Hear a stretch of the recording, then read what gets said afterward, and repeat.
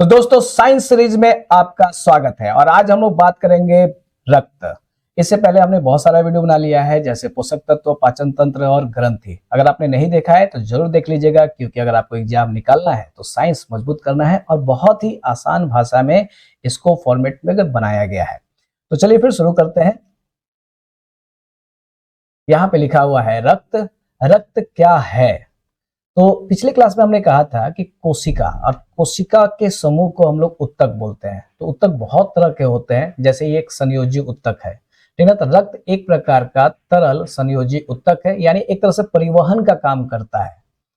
इसकी रक्त की प्रकृति कैसी है? तो क्षारीय होता है, यानी अगर 7 से ऊपर है, 7 से 14 के बीच में, तो वो क्षारीय होगा।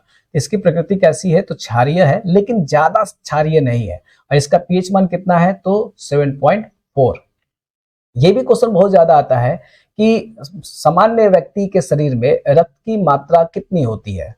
तो भाई शरीर के भार का 7%, ठीक ना, 7% होता है रक्त की मात्रा। अगर बात करो कि भाई मेल में कितना रक्त होता है, तो भाई लगभग 5 से 6 लीटर होता है। फीमेल में आपका 4 से 5 लीटर ही होता है, यानी थोड़ा कम होता है। यहाँ पे देखिए रक्त के अध्ययन को क्या कहते हैं? तो यहाँ ये होगा हेमेटोलॉजी। हेमेटोलॉजी। नेक्स्ट, रक्त, रक्त दाब। देखिए कुछ कुछ फैक्ट मैंने पहले ही दे दिया है, जिससे आपको एग्जाम में आप देखा होगा कि एग्जाम में सब आता है। तो रक्त दाब को मापने का यंत्र को क्या कहते हैं? तो स्फेग्नोमेनोमीटर। और एक समान व्यक्ति का रक्त दाब कितना होता है? तो 120/80 mm। अगर मैं बात करूं कि एक वयस्क व्यक्ति में रक्त का निर्माण कहाँ होता है? तो अस्थि मज्जा। अस्थि मज्जा कैसे कहते हैं? जैसे आप कभी देखे होंगे, हड्डी को देखे होंगे, ऐसे गोल रहता है ना हड्डी, और हड्डी ऊपर सख्त रहता है लेकिन अंदर में कुछ लिक्विड रहता है। इसी को अस्थि मज्जा कहा जाता है। अगर कहे तो भ्रूण अवस्था में इसका निर्माण कहाँ होता है? तो यकृत में होता है।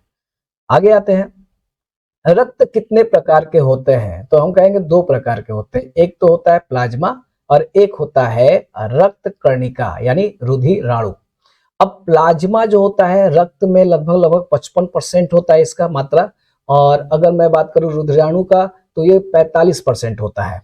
यहाँ पे प्लाज्मा तो भाई सिंगल है, लेकिन रक्त कर्णिका जो है वो 3 प्रकार के होते हैं। एक होता है लाल रक्त यानी आरबीसी, दूसरा होता है श्वेत रक्त यानी डब्ल्यूबीसी, और तीसरा होता है रक्त बिंबाणु। तो ये बारी बारी से हम लोग सब कुछ देखने वाले हैं। यहाँ एक चीज और बता दूं, ये जो पीडीएफ देख रहे हैं, ये पीडीएफ कहाँ मिलेगा आपको? तो ऐप पे मिलेगा, और ऐप का मैंने लिंक नीचे दिया हुआ है। 99 रुपये में है आपका ये पूरा का पूरा कोर्स। इसमें करने क्या वाले हैं, तो आपको जो कोर्स का जो पूरा साइंस का पीडीएफ आपको यहाँ मिलेगा ही मिलेगा, लेकिन ये बेसिकली मॉक टेस्ट का एक फॉर्मेट बनाया गया है, जो आपको लाइव मॉक टेस्ट लिया जाएगा लेसन बाय लेसन। और ये रात को 10 बजे होगा लाइव क्लास। इसमें पोल दिया जाता है, रैंक बताया जाता है साक्षात सामने रहकर, यानी ये नहीं कि आप जो ऐप में आप जो पोल देते हैं और रैंक बनाते हो, ऐसे नहीं, साक्षात टेस्ट होने वाला है। तो ये 99 रुपए का है, इसे आप जल्दी से जल्दी एनरोल कर लीजिए, आपके लिए बहुत अच्छा रहेगा। अगला बात करूँ कि बिहार जीके का अगर करना चाहते हैं तो 299 में है। ये रात को चलता है लाइव क्लास, रात को 9 बजे। इसमें ज्योग्राफी, हिस्ट्री और करेंट किया जाएगा। चूंकि आपको पता है ना, 17वां बीपीएससी में बहुत सारा वैकेंसी आया हुआ है। अगर आप निकालना चाहते हैं तो जरूर मेहनत करने के लिए आ जाइए। तो यहाँ पे देखिए रक्त, तो भाई ये पूरा एक फिगर है जिसमें आपको यहाँ ब्लड नस दिख रहा है। ये नस बोलते हैं ना, वाहिनियां, जैसे धमनी होता है, सीरा होता है, तो उसी तरह से ये आपको एक नस दिख रहा है। और इसी में ये वाला जो देख रहे हैं ये व्हाइट सेल हो गया, ये वाला जो देख रहे हैं रेड सेल हो गया, और यहाँ पे थोड़ा सा आकृति अजीबोगरीब है, तो ये हो जाएगा प्लेटलेट्स यानी रक्त विमाणु। यहाँ आते हैं प्लाज्मा के बारे में। यहाँ पे देखिए ये रक्त का सबसे तरल अवस्था होता है, और लगभग 90% जो भाग होता है इसका प्लाज्मा का, वो सिर्फ जल होता है, और इसका रंग ना हल्का पीला होता है। तो अगर ये पूछ दे कि अगर हल्का पीला क्यों होता है, तो आप कहिएगा विली रूबिन के कारण। और ये मैंने पढ़ाया हुआ है आपको पाचन तंत्र में, इसको आप देख सकते हैं वहां पर। अब यहाँ पे देख लीजिए, जैसे कि भाई 90% जल है और 0.1% क्या है? ग्लूकोज है। और लवण कितना है, तो 0.9% जो है आपका लवण है, जो ये सब मिलकर क्या करता है, एक तरह से ऊर्जा का निर्माण करता है। और जो प्रोटीन जो आप देख रहे हैं, प्रोटीन कितने होते हैं, तो 7% प्रोटीन होते हैं। बहुत सारे प्रोटीन होते हैं, जैसे कि एक थ्रोम्बिन होता है, प्रोथ्रोम्बिन होता है, तो ये सारे प्रोटीन आपको आगे भी जानने को मिलेगा। तो ये आपको प्लाज्मा में पाए जाते हैं। लेकिन अगर मैं बात करूं कि प्लाज्मा का कार्य क्या है, तो आप कहिएगा कि प्लाज्मा शरीर में प्रोटीन और अन्य पदार्थों को एक स्थान से दूसरे स्थान तक ले जाता है। प्लाज्मा रक्त में पीएच मान को संतुलित रखता है, रक्त का थक्का जमाने में सहायक होता है, ग्लूकोज को बाकी अंगों तक पहुंचाता है। बहुत महत्वपूर्ण कार्य है इसके, तो ये सारे कार्य याद रखिएगा। लेकिन एक चीज आता है सीरम। अब ये सीरम क्या है, तो ऐसे समझिए कि मान लेते हैं कि हमने कहा था कि 7% प्रोटीन होता है, और उसमें आपको ये देख रहे हैं फाइब्रिनोजेन। अब फाइब्रिनोजेन प्रोटीन बड़ा फेमस प्रोटीन है, क्यों? क्योंकि जब आपको चोट लगता है और रक्त बहता है बाहर, शरीर से बाहर निकलता है, तो ये रक्त को थक्का बनाने में मदद करता है, जिससे आपका खून बहना रुक जाए और वो थक्का बन जाता है। लेकिन अब कहता है कि अगर प्लाज्मा में से इस प्रोटीन को निकाल दिया जाए, फाइब्रिनोजेन को निकाल दिया जाए, तो जो बचा हुआ जो तरल पदार्थ है वो क्या है, तो उस पदार्थ को हम लोग सीरम कहते हैं। समझे? यहाँ पे देखिए सीरम हो गया, ये वाला जो पीला भाग देख रहे हैं वो सीरम हो गया, और यहाँ पे जो ब्लड वाला जो निकाल दिया गया तो वो सब। तो इस तरह से याद रखिएगा। आगे आते हैं, अब रुधिराणु की बात करते हैं, जो रक्त में 45% है, और इसके 3 भाग हैं। पहला आरबीसी, डब्ल्यूबीसी और रक्त विमाणु यानी प्लेटलेट्स। तो पहला बात करते हैं आरबीसी के बारे में। तो आरबीसी का वैज्ञानिक नाम, आजकल ना थोड़ा वैज्ञानिक नाम हिंदी में भी लिख के दे रहा है लोग, तो इसलिए वैज्ञानिक नाम जरूर याद रखिएगा, इरिथ्रोसाइट। अगर बात करें निर्माण कहाँ होता है, तो अधिकतर रक्त सेल का जो होता है ना वो मतलब अस्थि मज्जा में ही होता है, भ्रूण अवस्था में यकृत में होता है। जीवन काल कितना है, तो 20 से 120 दिन तक जिंदा रहता है। इसकी मृत्यु कहाँ होती है, तो पलीहा में होती है। केंद्रक होता है कि नहीं होता है, तो बिल्कुल केंद्रक नहीं पाया जाता है। लेकिन यहाँ अपवाद है, अगर ऊंट की बात करें, और ऊंट की जैसे ही एक लांबा प्रजाति होती है, लांबा प्रजाति के जीवों में आरबीसी में केंद्रक पाया जाता है। बाकी हम लोग में मतलब केंद्रक नहीं पाया जाता है आरबीसी में, लेकिन अपवाद में ये है। और अगर हम कहें कि भाई खराब आरबीसी हो जाता है, तो ये पलिया में जाकर नष्ट हो जाता है। इसीलिए आरबीसी का कब्र किसे कहा जाता है, तो पलिया को कहा जाता है, और इसे ब्लड बैंक ऑफ आरबीसी भी कहते हैं पलिया को। तो ये वाला फैक्ट याद रखिएगा। यहां और भी बात करते हैं कि एक स्वस्थ मनुष्य में आरबीसी 45 से 55 लाख 45 से 55 लाख प्रति घन मिलीमीटर होता है। महिलाओं में थोड़ा कम होता है। यहाँ पे बात करें आरबीसी का मुख्य कार्य क्या है, जैसे हमने अभी प्लाज्मा का देखा, तो सेम आरबीसी का काम देखिए। तो देखिए सबसे ज्यादा काम क्या है ना, कि आप वातावरण से ऑक्सीजन को लेना, और शरीर में जो कार्बन डाइऑक्साइड है उसको बाहर निकालना, और ऑक्सीजन को लेंगे तो सभी शरीर तक पहुंचाना है। तो ये रक्त के ही काम करता है। और ये रक्त जो आरबीसी है वो किसके द्वारा करता है, तो आरबीसी में एक कण पाया जाता है, प्रोटीन पाया जाता है, जिसे हीमोग्लोबिन कहते हैं, है ना, हीमोग्लोबिन। अब यहाँ पे कहते हैं कि भाई देखिए हीमोग्लोबिन के कारण ही रक्त का रंग लाल दिखाई देता है। तो जैसे आप ऐसे समझिए, हीमोग्लोबिन आपके शरीर के अंदर है आरबीसी में, और आपने ऑक्सीजन लिया, तो ऑक्सीजन से अभिक्रिया हुआ, और तो ऑक्सी हीमोग्लोबिन बनाता है, ऑक्सी हीमोग्लोबिन बनाता है, जिसके कारण वो लाल दिखाई देता है। लेकिन यहाँ पे देखिए हीमोग्लोबिन 2 चीजों से मिलकर बना है। पहला है एक हीमेटिन, जो लोहे से है, लोहा का तत्व पाया जाता है, और एक है ग्लोबिन। ये देखिए यह लोहा तत्व होता है, जिसके कारण रक्त का रंग लाल होता है, यानी शुरू वाला लाइन। अब यहाँ पे देखिए यह एक प्रोटीन होता है, जिसमें ऑक्सीजन और कार्बन डाइऑक्साइड को शरीर के विभिन्न भागों तक लाने और ले जाने का कार्य करता है। यहाँ एक और भी है, कुछ एग्जाम में आ जाते हैं, जैसे कि बात करते केकड़ा। केकड़ा में ना सफेद रंग का रक्त दिखता है, इसे क्या कहते हैं, तो लिम्फ। और अगर हम बात करें ऑक्टोपस में नीले रंग का रक्त दिखाई देता है, इसमें सफेद और इसमें नीला, इसे क्या कहते हैं, तो हेमोसाइनिन। तो ये एग्जाम के मद्देनजर है कि आप इसे याद कर लीजिएगा। आते हैं और भी कि देखिए आरबीसी नष्ट का होना मतलब नष्ट होना, उसे क्या कहेंगे? उसे कहेंगे हीमोलाइसिस। अगर आप सो रहे हैं यानी सोते समय आरबीसी की संख्या क्या घटती है कि बढ़ती है, तो आप कहिएगा कि 5% कम हो जाता है। अगर ऊंचाई पे जाते हैं तो भाई आपका 30% बढ़ जाता है, तो वही 30% बढ़ जाए, चले जाइए वहीं पे। अब यहाँ बात करते हैं आरबीसी की संख्या को। देखिए अगर मान लेते हैं घटता है, आरबीसी संख्या अगर घटे तो एनीमिया होगा, खून की कमी हो जाएगी। और अगर आरबीसी की संख्या बढ़ती है तब उसे क्या कहेंगे? पॉलीसाइथीमिया, यानी ऊंचाई पर जाने पर गर्भधारण के समय त्वचा पर धब्बे बन जाते हैं। समझ में आया? तो बहुत सारी घटना है भाई, हमारे शरीर के अंदर बहुत कुछ है जानने के लिए। अगला बात करते हैं तो थैलेसीमिया, ये एक रोग है। देखिए कभी कभी मेरे सामने भी अभी एक मेरे एक मित्र के मतलब भतीजी थी, उनके साथ भी ऐसा ही था। तो ये एक रोग है थैलेसेमिया, जो बच्चों में होता है। ये आनुवांशिक तौर पर माना जाता है ये रोग, और इसमें हीमोग्लोबिन जो होता है ना, उसी का निर्माण नहीं होता है, उसी में काफी गड़बड़ी हो जाती है, जिसमें खून की कमी हो जाती है। अब देखिए अगर किसी बच्चे को है ना, तो 3 महीने की आयु के बाद ही पता चलता है कि इस बच्चे में थैलेसीमिया नामक रोग है, और इसमें खून का हमेशा कमी रहेगा। अब उसको बचाने के लिए, उस बच्चे को अगर बचाना है तो उसके लिए बार बार खून चढ़ाया जाता है। तो ये बड़ा खतरनाक रोग है, और मैंने देखा कि बाद में उस बच्चे की मृत्यु भी हो गई। तो ये बहुत खतरनाक रोग है, भगवान करे किसी बच्चे को ना हो। अब बात करते हैं डब्ल्यूबीसी। डब्ल्यूसी की बात करें तो भाई इसका वैज्ञानिक नाम ल्यूकोसाइट। निर्माण कहाँ होता है? अस्थि मज्जा में। इसकी मृत्यु कहाँ होती है? तो रक्त में ही होती है, और ये मोस्ट वीवीआई है। जीवन काल कहीं आपको 2 से 4 दिखता है, कहीं आपको 13 से 20 दिखता है, लगभग आसपास में इतना ही रहता है। और केंद्रक है कि नहीं? तो जी बिल्कुल इसमें केंद्रक पाया जाता है। इसकी संख्या 8,000 से लगभग 10,000 के बीच है।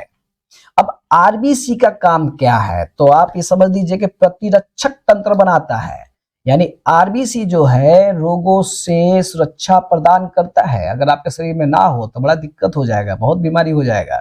यह जीवाणुओं को नष्ट करता है, इसीलिए इसे शरीर की रक्षक या रक्त का पुलिसमैन कहते हैं। पुलिसमैन इसलिए कि मान लीजिए आपके अंदर चोर घुस आया, यानी जीवाणु विषाणु घुस आया, तो भाई पुलिस रहेगा तभी तो उसको पकड़ पकड़ के मारेगा। तो इसीलिए रक्त का पुलिसमैन कहा जाता है। अब आरबीसी में ना 2 तरह के कण पाए जाते हैं, मतलब 2 तरह के तत्व पाए जाते हैं। एक कण युक्त, यहाँ पे देखिए कण युक्त, और एक होता है अकणीय युक्त, मतलब जिसमें कण नहीं पाया जाता है अकर्णीय, और जिसमें कण पाया जाता है। तो जिसमें कण पाया जाता है वो कौन कौन सा है? तो एक है न्यूट्रोफिल, एक है बेसोफिल, और एक है इओसिनोफिल्स। 3 हो गए। अब यहाँ पे देखिए जिस जो अकण वाला है, एक है मोनोसाइट और एक है लिम्फोसाइट। ये दोनों नाम बड़ी फेमस है, मोनोसाइट और लिम्फोसाइट। तो बारी बारी से देखते हैं कि क्या क्या है ये। तो पहले बात करते हैं मोनोसाइट का, जो अकण वाला है। तो मोनोसाइट सबसे बड़ी आकार की होती है, यानी डब्ल्यूबीसी का सबसे बड़ा आकार किसका है? तो मोनोसाइट का है। ये घाव भरने के में मदद करता है। लिम्फोसाइट की बात करिए तो सबसे छोटी आकार की है। तो सबसे बड़ी आकार की मोनोसाइट, सबसे छोटी आकार की लिम्फोसाइट होती है। यह मेमोरी सेल का निर्माण करती है। लगभग ये भी आपको ना मतलब जीवाणु से रासायनिक युद्ध लड़ता है। तो लिम्फोसाइट मोनोसाइट दोनों बड़ा खतरनाक है, बहुत अच्छी चीज है। अगर नहीं बना तो भाई दिक्कत है। अगर हम बात करें न्यूट्रोफिल की, तो भाई अगर कहे ना कि भाई सर्वाधिक संख्या में कौन सा कण पाया जाता है, तो आप कहिएगा न्यूट्रोफिल। यहाँ पे क्वेश्चन देख रहे हैं, न्यूट्रोफिल सबसे ज्यादा पाया जाता है। यह बाहर से आने वाले जीवाणुओं पर सबसे पहले आक्रमण करता है, भाई अधिक संख्या में है इसीलिए, और शरीर की रक्षा करता है। बेसोफिल्स की बात करें तो ये सबसे कम संख्या में पाया जाता है, मात्र 1%। यह हमारे शरीर को एलर्जी से बचाता है। और यहाँ देखिए इओसिनोफिल्स, ये क्या है? तो ये परजीवी के संक्रमण से सुरक्षा प्रदान करता है, और त्वचा के संक्रमण के समय इसकी संख्या में वृद्धि हो जाती है। यहाँ अब बात करते हैं रक्त विमाणु। इसका जो वैज्ञानिक नाम है वो है थ्रोम्बोसाइट्स, और इसका निर्माण अस्थि मज्जा में होता है, मृत्यु पलीहा में होता है, केंद्रक नहीं पाया जाता है, जीवन काल लगभग 3 से 5 दिन। इसका काम क्या है? तो रक्त का थक्का बनाना। ये नॉर्मली स्तनधारियों में पाया जाता है। प्लेटलेट्स लगभग 1.5 लाख से लेकर 4.5 लाख प्रति माइक्रोलीटर होता है। और डेंगू जो बुखार होता है ना, तो प्लेटलेट्स की संख्या तेजी से कम हो जाती है। अभी हाल ही में देखा होगा अभी आपने कि अधिकतर रोग चल रहा है जिसमें बुखार आ रहा है, फिर एड़ी में दर्द हो जा रहा है, तो ये लगभग ये डेंगू रोग का ही प्रकोप देखने को मिल रहा है। तो कोई कोई कहता है चिकनगुनिया है, कोई कोई कहता है ठेठ भाषा में कि लंगड़िया बुखार है। तो ये इस सब का ही प्रकोप है, इसमें प्लेटलेट्स की कमी हो जाएगी। यहाँ एक और भी है, हीमोफीलिया नामक रोग। ये भी एक आनुवांशिक रोग है। शरीर के बाहर बहता हुआ रक्त जम नहीं पाता है। अगर जमेगा नहीं तो पूरा रक्त बह जाएगा। ये जानलेवा होता है। इसीलिए भाई ये रोग बड़ा डेंजर रोग है, क्योंकि यह रक्त बहना जल्दी ही बंद नहीं होगा तो क्या होगा, इसलिए क्या होगा कि इसमें आदमी की मृत्यु हो जाएगी। इसे रॉयल डिजीज के रूप में भी जाना जाता है। जैसे कहा जाता है ना, महारानी विक्टोरिया को, मतलब इंग्लैंड के महारानी विक्टोरिया को हुआ था इस तरह का रोग, ऐसा कुछ कहा जाता है। तो इसीलिए रॉयल डिजीज रोग कहते हैं। तो भाई मान लीजिए चोट लगा, खून बहते गया, जमा नहीं तो फिर क्या होगा। तो ये आनुवांशिक जेनेटिक रोग है ये। अब बात करते हैं कि रक्त का थक्का बनता कैसे है। तो इसका भी एक बड़ा फॉर्मूला है, आप देख लीजिए यहाँ पे। जब किसी कटे हुए भाग से रक्त बाहर निकलता है, तब यह जेली के रूप में कुछ ही मिनटों में जम जाता है। इसे रक्त का थक्का कहते हैं। अब यहाँ पे देखिए, सब प्रोटीन है जैसे कि थ्रोम्बोप्लास्टिन प्लस प्रोथ्रोम्बिन, जो आपको प्लाज्मा में दिखा था आपको, ये दोनों मिलकर, और प्लस कैल्शियम, ये तीनों मिलेगा तब बनेगा थ्रोम्बिन। अब क्या होगा, थ्रोम्बिन और फाइब्रिनोजेन मिलकर क्या बनेगा, तो फिब्रिन, और फिब्रिन प्लस रक्त रोधाणु मिल जाएगा तब बनेगा रक्त का थक्का। इतना लंबा प्रोसेस हम लोग तो बस ऐसे ही देख लेते हैं, लेकिन देखिए पढ़ने पे यही आपको पता चलता है कि कितना लंबा प्रोसेस है। एक चीज और है, जैसे हमने कहा था ना कि फाइब्रिनोजेन जो है वो रक्त को थक्का बनाने में मदद करता है। आपको विटामिन के भी आपको इसी से संबंधित है। लेकिन यहाँ पे देखिए जो ये देख रहे हैं यहाँ पे, जो यकृत में इसका निर्माण होता है या भंडार भी रहता है कहते हैं लोग। तो यहाँ हिपेरिन क्या है, ये शरीर के अंदर जो रक्त है उसको जमने से रोकता है। समझे, शरीर के अंदर जो रक्त है वो आपको जमने से रोकता है, और शरीर के अंदर रक्त जम गया तो आदमी वैसे ही मर जाएगा। तो ये भी बड़ा महत्वपूर्ण है। अब बात करते हैं रक्त समूह का, है ना। तो ये रक्त समूह भी जानना जरूरी है। यहाँ पे देखिए कार्ल लैंडस्टीनर 1900 से 1901 के दौरान इन्होंने कई लोगों के खून के सैंपल लिए। कड़ी मेहनत के बाद खून 3 प्रकार का होता है उन्होंने बताया। उन्होंने कहा A B C, actually see बाद में ओ हो गया। और यहाँ पे कहते हैं कि लैंडस्टीनर को अपनी इस उपलब्धि के लिए 1930 में नोबेल पुरस्कार भी मिला था। मेडिसिन के क्षेत्र में नोबेल पुरस्कार भी मिला था। तो आगे आते हैं। अब लैंडस्टीनर की खोज को आगे बढ़ाते हुए 2 और साथी थे, अल्फ्रेड वॉन और एड्रियानो। इन्होंने कहा कि एगो ए बी भी होता है, ए बी भी होता है। तो चलिए ए बी और ओ तो खोज हो गया, और ए बी का खोज इन्होंने कर दिया। तो इस तरह से कितने हो गए, 1 2 3 और 4। अब यहाँ पे कुछ कहते हैं कि लैंडस्टीनर ने क्या देखा। उन्होंने देखा कि भाई रक्त में एक ग्लाइकोप्रोटीन नामक पाया जाता है, और उसी से आपको मतलब सतह पे ए बी का कुछ खेल है। तो जैसे यहाँ पे देखिए क्या खेल है, अगर आरबीसी की सतह पे ग्लाइकोजन प्रोटीन पाया जाता है, जो आरबी की सतह पे पाया जाएगा, तो उसे एंटीजन कहेंगे। एंटीजन यानी एंटीजन ए और एंटीजन बी, यहाँ कैपिटल वाला है ए और कैपिटल वाला बी। और यही अगर प्लाज्मा की सतह पे पाया जाएगा तो इसे एंटीबॉडी कहेंगे।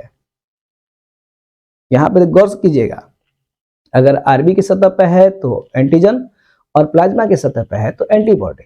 इसका मतलब हमारे शरीर के अंदर एंटीजन और एंटीबॉडी पाए जाते हैं। अगर मान लेते हैं कि यहाँ पे कुछ क्या कहता है कि बड़का ए और छोटका ए, बड़का बी और छोटका बी एक साथ नहीं रह सकते हैं।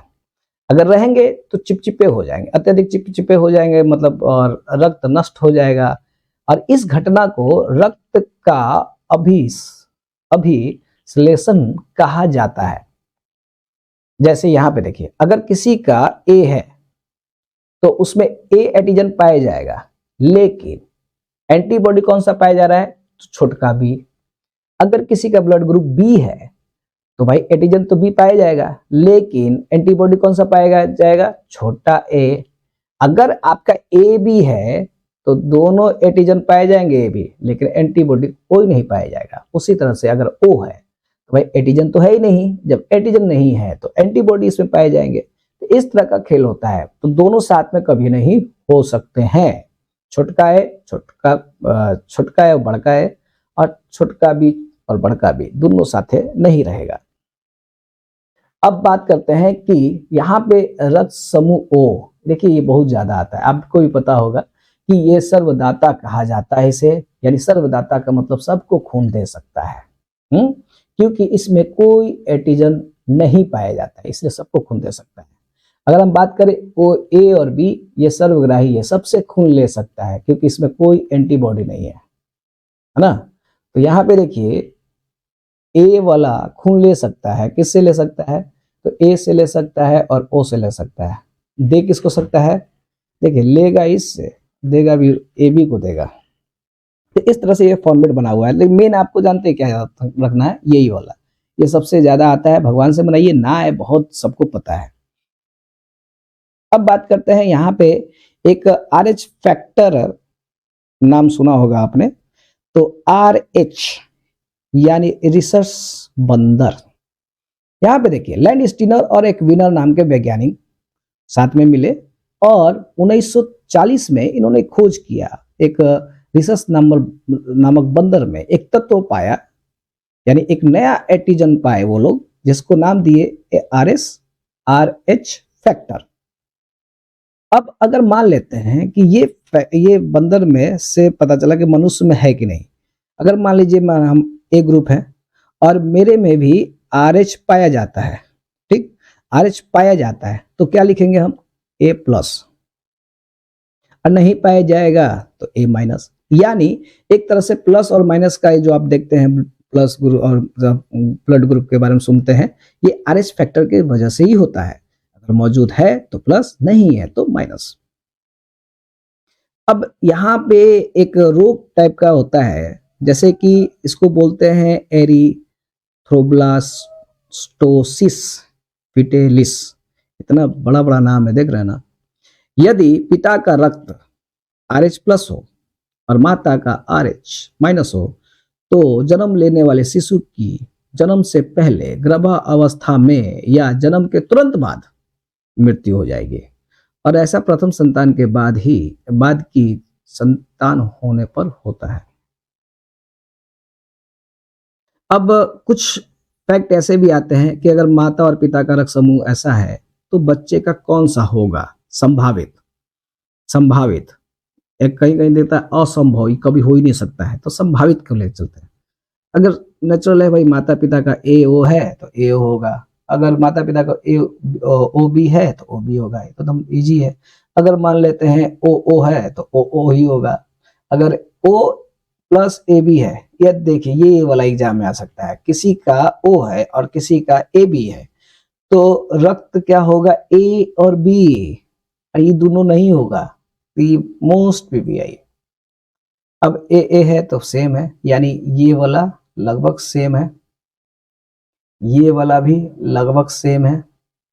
यहाँ पे देखिए ये वाला में ओ है ही नहीं तो ओ नहीं होगा, और तीनों होंगे। ये वाला सेम है, ये वाला सेम है, लगभग आप देख लीजिए यहाँ तक तो लगभग सेम है। यहाँ पे बस यही आपका अपोजिट टाइप का दिख रहा है जो एग्जाम में आ सकता है। और बाकी एक ये, अगर मान लेते हैं माता और पिता किसी में से भी अगर ए और बी है तो सभी रक्त होंगे। यहाँ पे देख लीजिए ए बी होगा, बी बी होगा, ए बी भी होगा और ओ होगा। तो मैं कहूँगा पूरा डाटा याद मत कीजिए, बस एक ये वाला डाटा याद कर लीजिए और एक ये वाला डाटा याद कर लीजिएगा, तो ज़्यादा काम आएगा।